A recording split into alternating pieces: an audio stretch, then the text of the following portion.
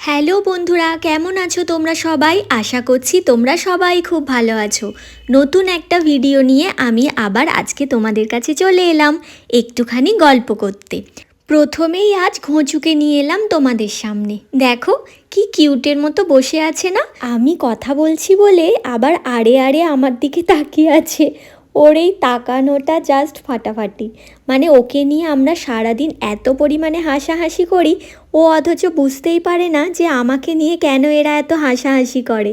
যদি ওরা কথা বলতে পারতো তাহলে কতই না ভালো হতো বলো তো। ও শুধু কথাই বলতে পারে না, বাকি সব কিছু করতে পারে।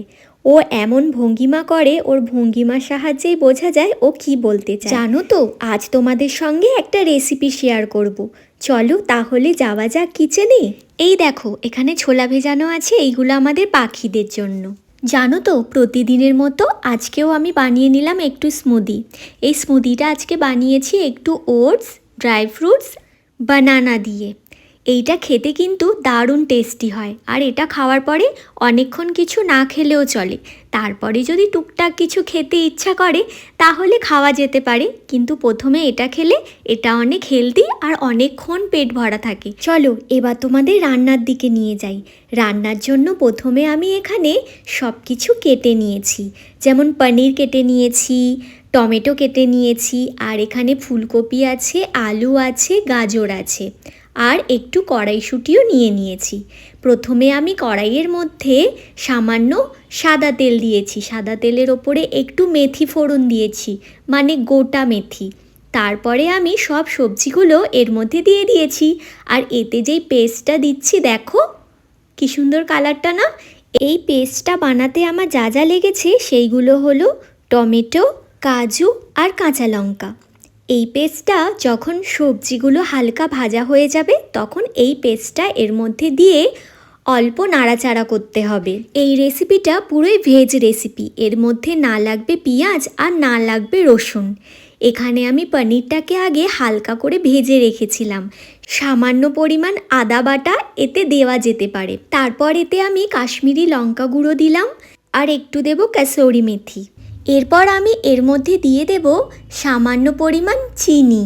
হ্যাঁ, চিনিটা দিলে হালকা হালকা মিষ্টি মিষ্টি হলে তরকারিটা বেশ ভালো খেতে লাগে। এরপরে আমি এইটাকে ভালো করে সুন্দর করে নেড়ে আর জল মিশিয়ে দেব। জল মেশানোর পরে ভালো করে এটাকে সুন্দর করে নেড়ে দিতে হবে। যখন ঘন ঘন হয়ে আসবে তখন এর মধ্যে আমরা পনিরটা মিশিয়ে দেব।